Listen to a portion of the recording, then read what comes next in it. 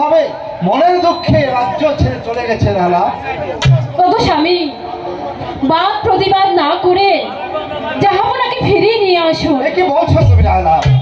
ওই দিন প্রকাশ্য রাজ দরবারে জাহাপনা আমাকে দূর দূর করে তাড়িয়ে দিয়েছে। আজ আমি জাহাপনাকে কিছুতেই ফিরিয়ে আনতে পারবো না। ওগো স্বামী, যার নুন খেয়েছি তার নুনটি গাইতেই হবে। তাছাড়া জাহাপনাকে ফিরিয়ে নিয়ে না আসলে মন জাহানারাকে বাঁচানো যাবে না। কি বলেছো লালা? যার নুন খেয়েছি তার গুণ তো গাইতেই হবে। তবে তাই চলো, আগে বেগম সাহেবাকে সাধনা করি, তারপর যাবো জাহাপনার সন্ধানে। তাই চলুন স্বামী।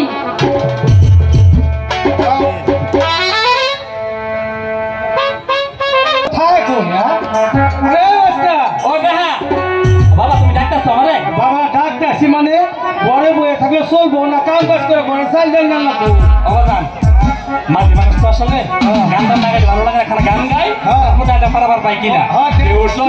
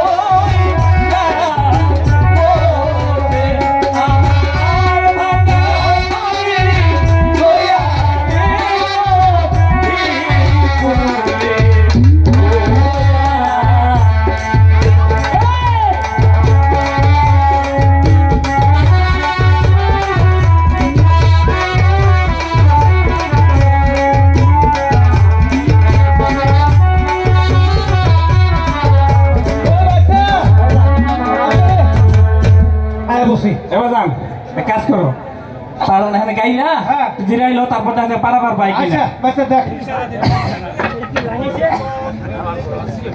ওই তো তুই দেখ তো এখানে আছে।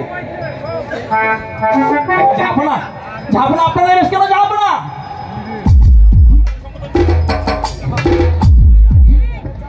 হ্যালো হ্যালো হ্যালো, পড়া বলে সম্বন্ধ করো না মাঝি ভাই। তারপর আপনার কি হয়েছে? আমি যে পথের ভিখারি মাঝি ভাই। বলুন আপনার কি হয়েছে? শুনবে মাঝি ভাই, শুনবে। আমার দুঃখ শুনলে তোমার পায়ের মাটি, তলার মাটি সরে যাবে। ঠিক আছে বলুন মাঝি ভাই, আমার মুখ দর্শনী লাখো লাখো প্রজাদের অন্য, তাই তো আমি সংকল্প করেছি আমার রাজ্য ছেড়ে আমি অন্য রাজ্যে চলে যাব। ঠিক আছে, যাবো না, আপনি আসুন, নৌকাতে বসুন, আপনাকে আমরা এই পার থেকে ওই পারে পাঠাই দিচ্ছি। মাঝি ভাই, আমি আসার পূর্বে তোমরা একটি গান গেয়েছিলে, আমাকে গাইতে গিয়েছিল মাঝি ভাই। গান গাইতে গাইতে আমরা এই পার থেকে ওই পারে চলে যাই। মাঝি ভাই আজা